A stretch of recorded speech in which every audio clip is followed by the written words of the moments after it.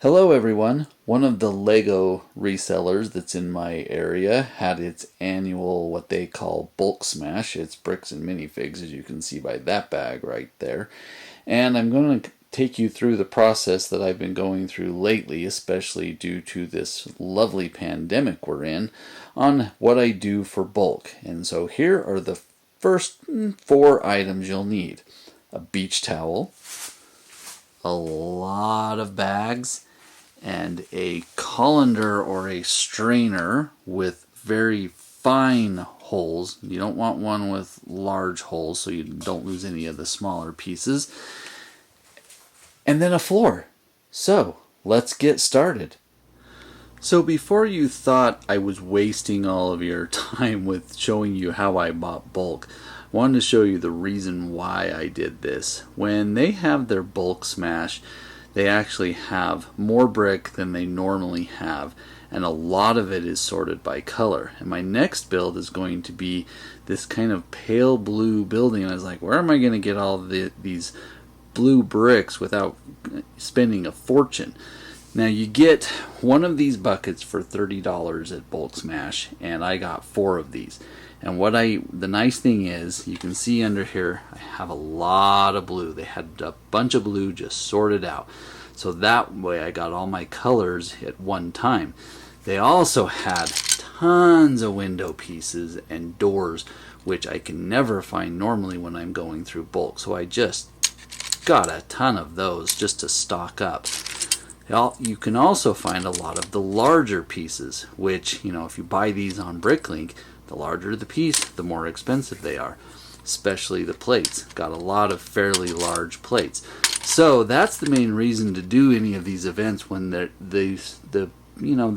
retailer you're buying from has either sorted them or has new brick. That's the best way to do it. But let's get going on this process.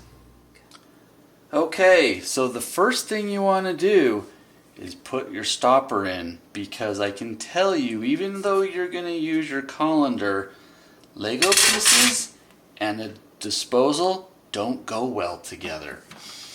Then take your bucket,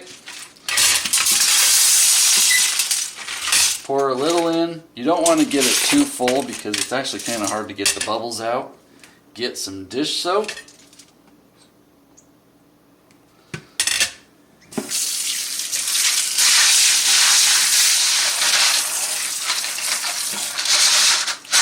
Then try and get as much of the water out as you can, because especially the bricks, they like to hold water. And you're never going to get all the water out, which is why we move on to step 2 with our beach towel.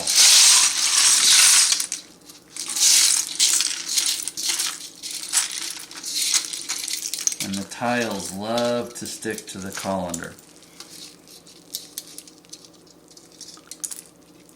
Alright, I'll be back after I've washed some more.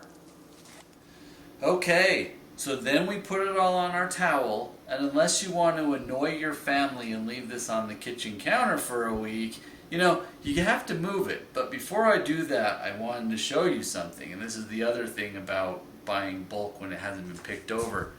There's my red door that would have cost me $4 on Bricklink. And I found one, and I'm super happy because that will go on my mock that you will already have seen by this time. Anyway, to transport this, unless you want to lose all the Lego or get water everywhere, you basically have to make a sausage or a burrito. So, this is a few more brick than I normally have. So this is the entire haul from that purchase.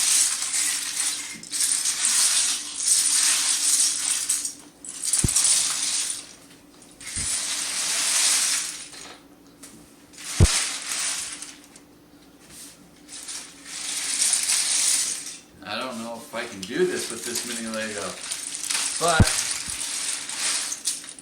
tuck it in like a burrito.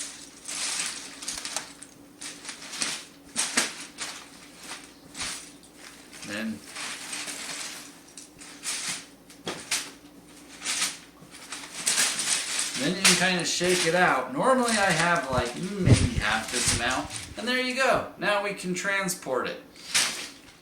And now we reach the drying process. So I've got my beach towel and I have spread them out as well as I can.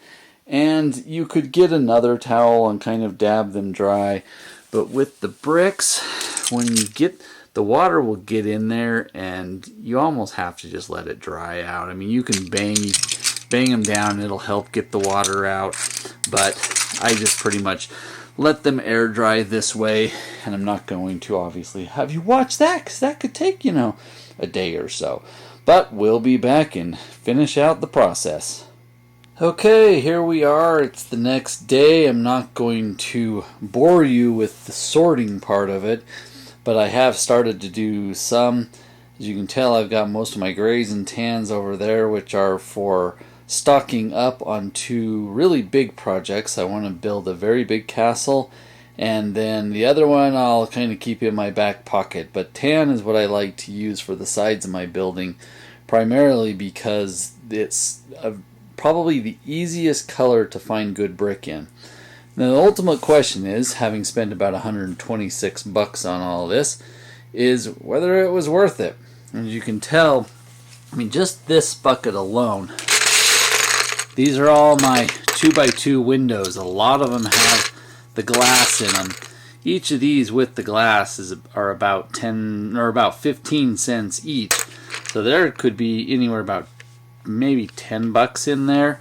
All of those big plates over there, some of them are worth a lot, but some of them aren't. The smaller, those 8x8 plates actually aren't worth a whole lot. That big dark tan plate is, but all of that fills about one bucket with those larger 1x16 bricks, and those really aren't worth much at all. They're fairly cheap. It's all of the 1x1s, the 1x2s.